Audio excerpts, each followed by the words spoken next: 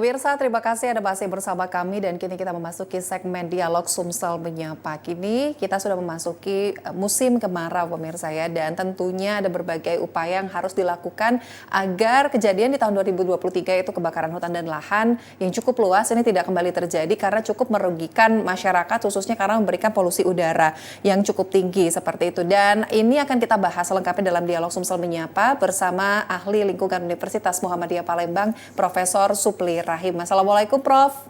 Waalaikumsalam warahmatullahi wabarakatuh. Apa kabar, Pak? Baik, sehat Alhamdulillah. Sehat juga ya, Prof ya? Sehat, Baik. alhamdulillah. Prof, ini sebelumnya terima kasih sudah bergabung bersama kami di Sumsel Menyapa. Kalau kita bahas mengenai mitigasi kebakaran hutan dan lahan, tentunya ini juga harus menjadi perhatian selain dari masyarakat, namun juga menjadi perhatian pemerintah seperti itu ya, Prof ya. Tapi sebelum kita memasuki jauh ke sana, sebenarnya faktor utama yang menyebabkan tingginya resiko karhutla itu sendiri apa sih, Prof? Ya, kita harus memahami bahwa kebakaran hutan dan lahan itu di Sumatera Selatan memang salah satunya karena iklim yang panas ya, curah hujan yang hampir tidak ada, dan itu berlangsung selama hampir 1 bulan ini.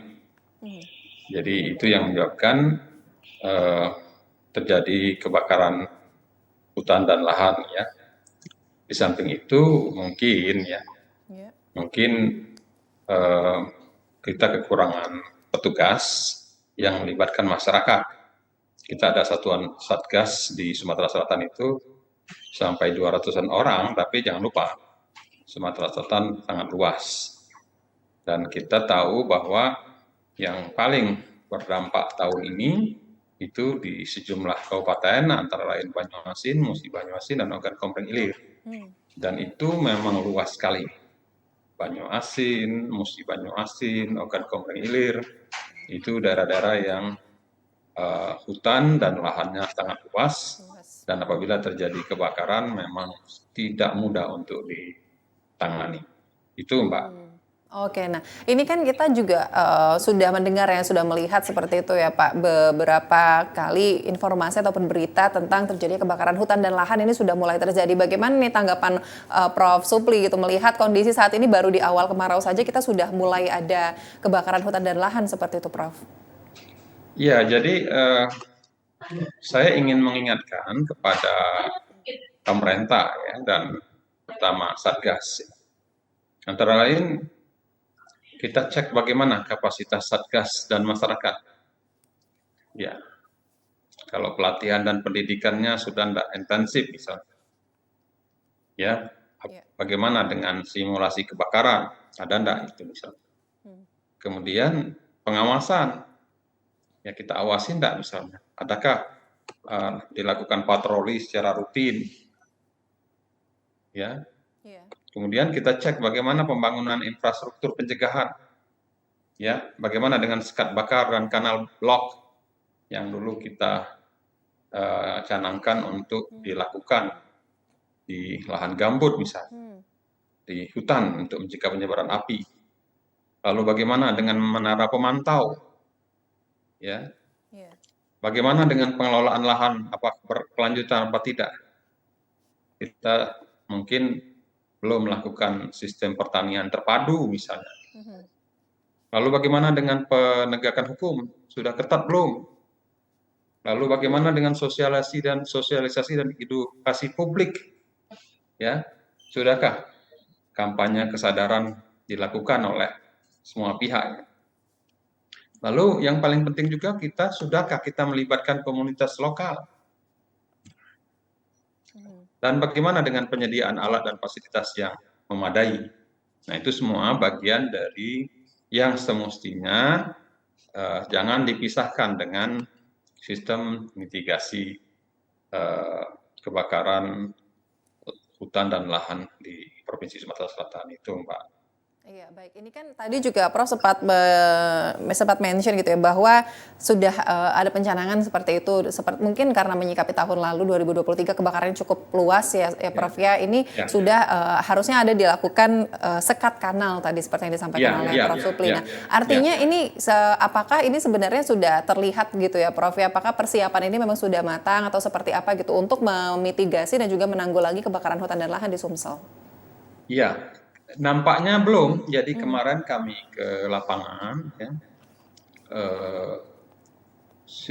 apa namanya, kalaupun ada ya, tapi terbatas kepada daerah-daerah yang bisa dijangkau. Kalau daerah-daerah yang kita bicara untuk 1 juta hektar, 2 juta hektar susah. Memang lagi-lagi kalau kita secara nasional kita paling banyak satgasnya, anggotanya sampai 200-an orang. Tapi jangan lupa Sumsel memang luas sekali. Ya, jadi bukan masalah terbanyaknya secara nasional. Tapi lagi-lagi, nah, saya tadi menyebutkan bagaimana dengan keterlibatan masyarakat lokal.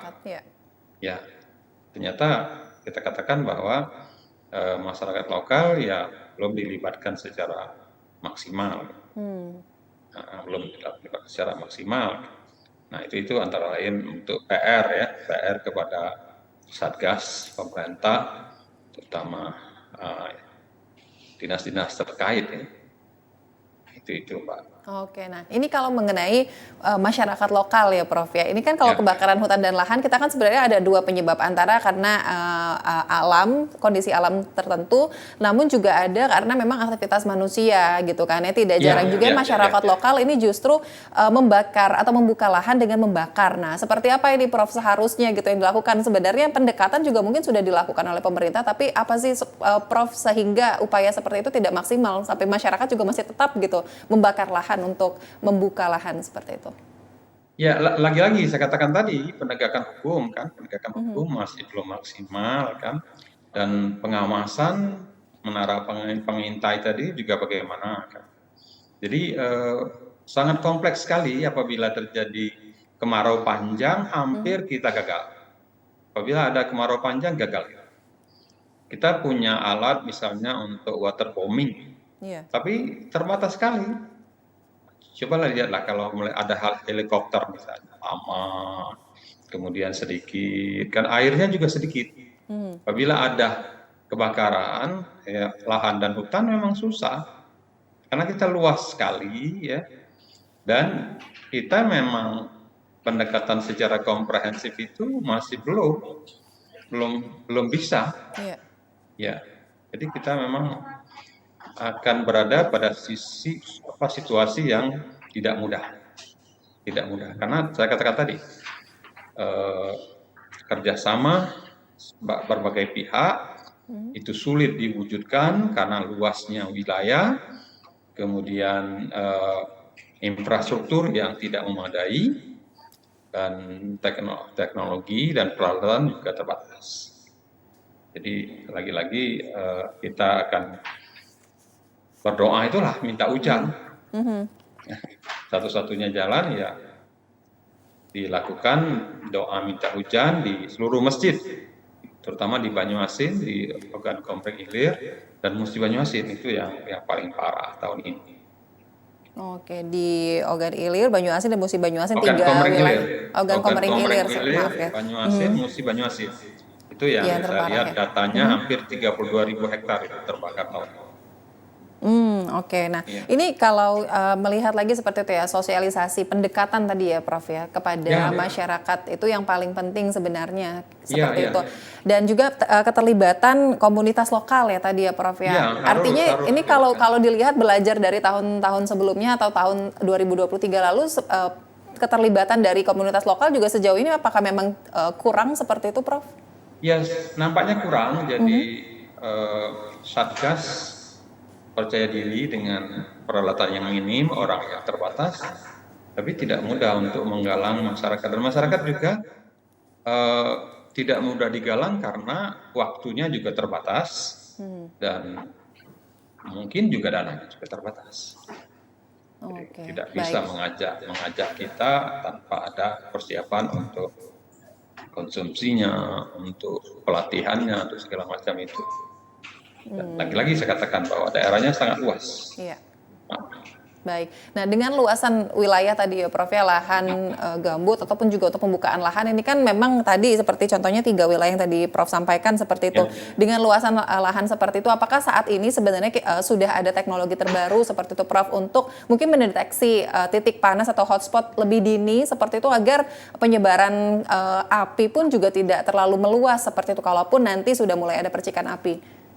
Ya, mestinya pemerintah dalam hal ini dinas terkait ya bisa mendeteksi dari data satelit ya. Tapi juga kadang-kadang data satelitnya juga terlambat dideteksi ya, atau juga mahal untuk kita beli misalnya. Jadi memang serba salah, dan menara pemantau, kemudian ada drone yang khusus untuk itu misalnya harus segera dibeli. Iya. Ya, jadi memang lagi-lagi saya katakan kita terbatas dengan peralatan teknologinya, dan sebetulnya sudah ada asal dianggarkan untuk drone yang besar misalnya ya. Ada pemotretan secara berkala dan dilakukan pemantauan. Tapi itu tadi Mbak, persoalannya apabila sudah terjadi kebakaran memang agak sulit sekali, siapapun agak susah ya. Karena itu tadi pendekatan secara komprehensif tadi untuk daerah yang luas ya memang susah diwujudkan, yang namanya skat kanal, blok kanal tadi ya, lagi-lagi pendanaannya juga terbatas, dan yang dibangun tahun yang lalu belum tentu nyambung dengan yang sekarang, dan itu biasanya serut lagi bahasa kitanya. Jadi susah. Nah, jadi itu yang saya memaklumi tidak mudah bagi Satgas untuk menanggulangi kebakaran yang memang masif untuk daerah-daerah yang ribuan bahkan jutaan hektar. Oke, baik. Prof Supli, nanti kita akan kembali lagi di segmen berikutnya masih untuk membahas mitigasi kebakaran hutan dan lahan di Sumsel ya Prof ya. Tetaplah bersama kami pemirsa, usai jeda kami akan kembali.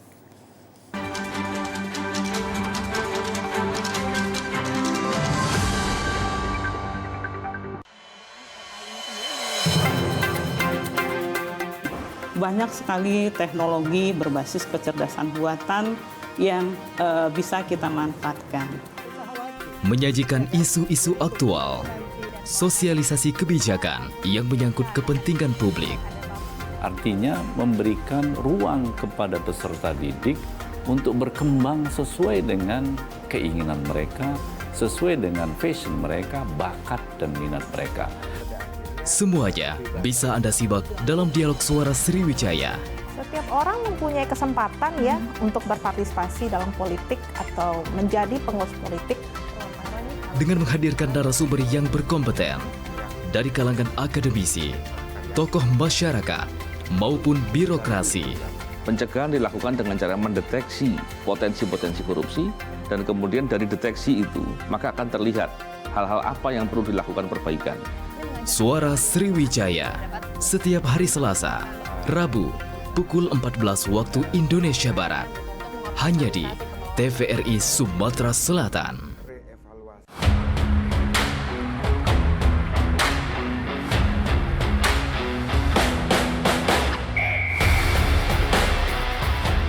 Temukan kekuatan dalam gerakan, keindahan dalam kompetisi, dan kemenangan dalam setiap langkah dari atlet-atlet berprestasi Sumatera Selatan.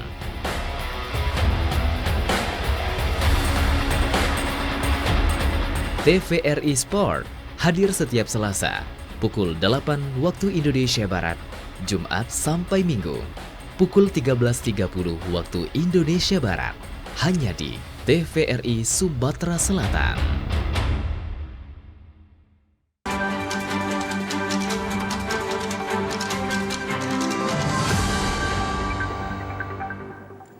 Baik pemirsa, terima kasih Anda masih bersama kami dalam Sumsel Menyapa. Kita masih membahas tema mitigasi kebakaran hutan dan lahan di Provinsi Sumatera Selatan bersama Prof. Supli Rahim, ahli lingkungan Universitas Muhammadiyah Palembang.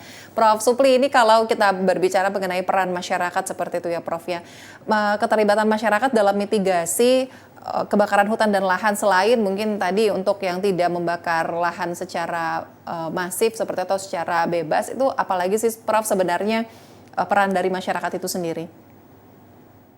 Ya, jadi masyarakat bisa berperan salah satunya karena ada air.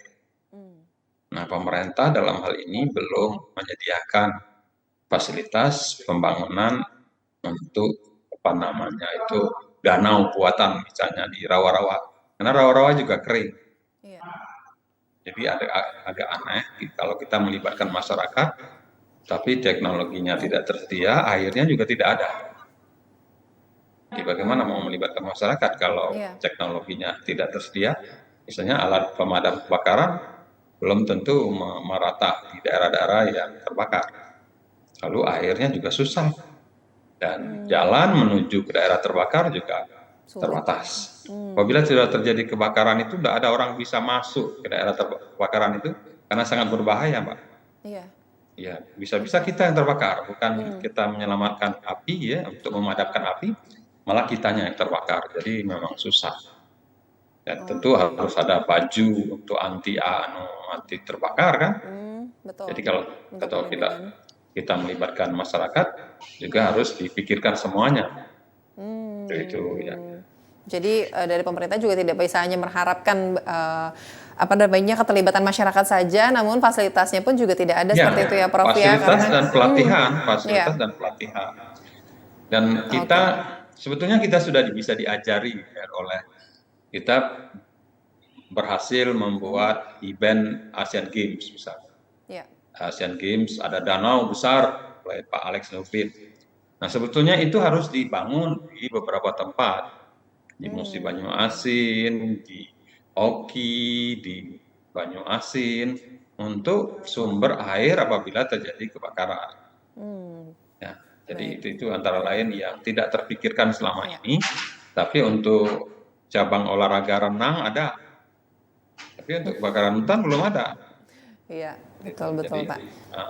Baik. Prof. Supli, ini kalau tadi ya kita menilik juga kan kembali bahwa kalau misalnya pada saat kebakaran hutan dan lahan tadi upaya dari pemerintah juga memang harus maksimal seperti itu kan. Dan betul. Juga ini kalau kita melihat dari segi penegakan hukum ini pun juga sebenarnya apakah juga masih kategorinya termasuk ringan kah sehingga masih saja yang bandel seperti itu Prof ya, sampai ada yang masih bisa juga untuk membakar lahan seperti itu, tidak takut dengan feedback ataupun hukuman yang bisa diberikan oleh pemerintah.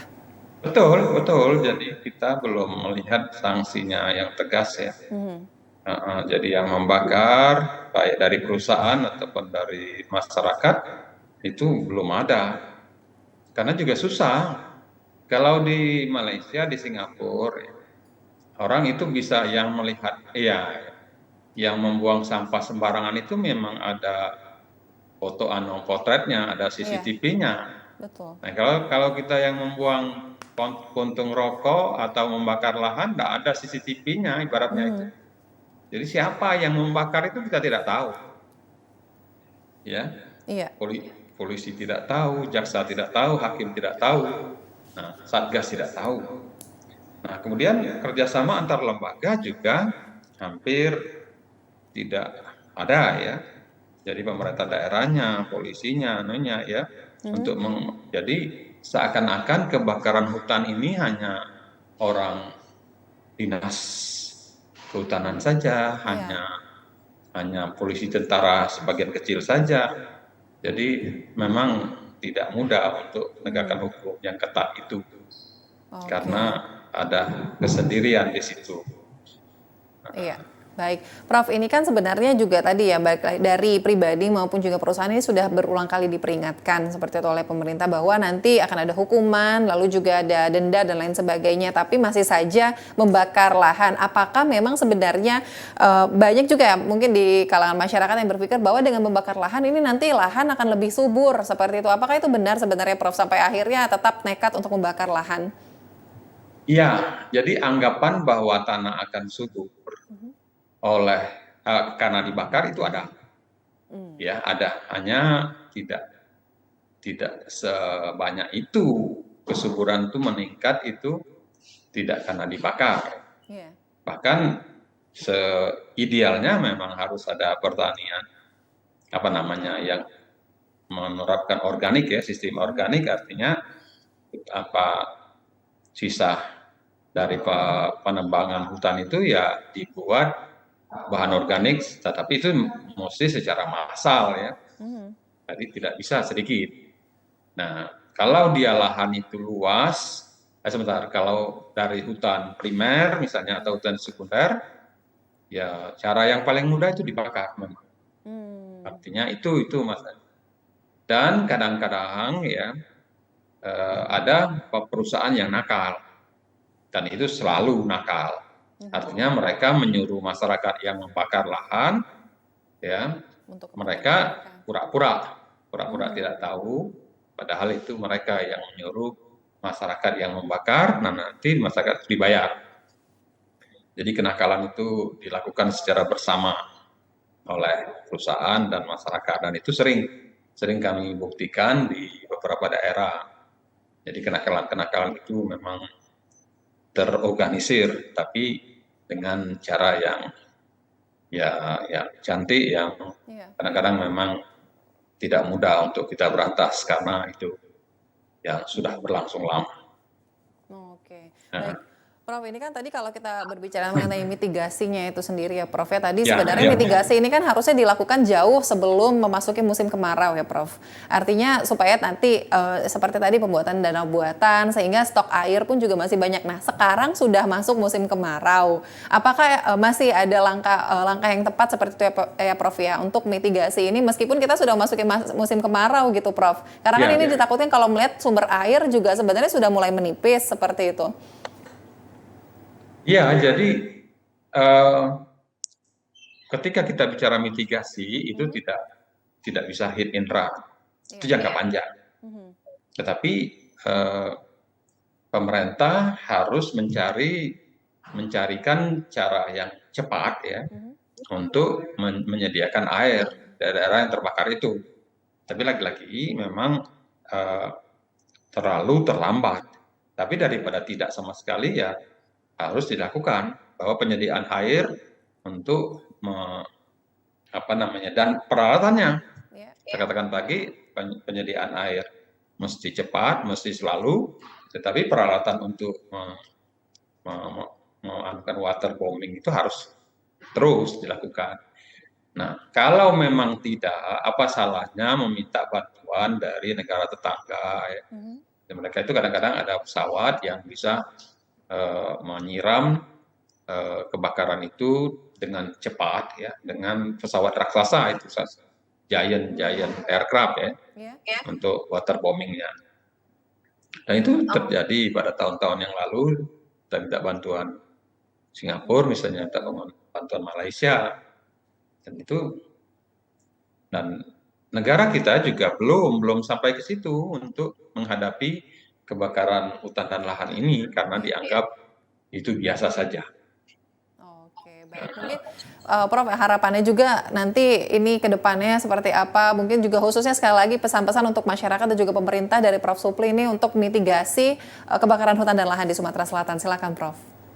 Ya, saya katakan tadi bahwa mitigasi kebakaran hutan dan lahan itu tidak bisa hanya dilakukan dengan seakan-akan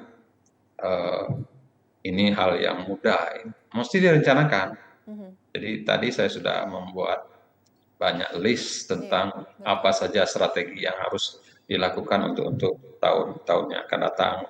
Lagi-lagi saya ingatkan bahwa ada sejumlah hal yang mesti dilakukan, bahwa peningkatan kapasitas Satgas dan masyarakat, ya, lalu pengawasan dan patroli secara rutin, pembangunan infrastruktur pencegahan, pengelolaan lahan yang berkelanjutan, penegakan hukum yang ketat, sosialisasi dan edukasi publik, dan terakhir penyediaan alat dan fasilitas yang memadai untuk kebakaran hutan itu di seluruh wilayah yang kita sudah yakin bahwa setiap tahun apabila terjadi kebakaran, maka daerah inilah yang paling rentan untuk terjadi kebakaran lagi dan lagi. Jadi kita sebetulnya tidak harus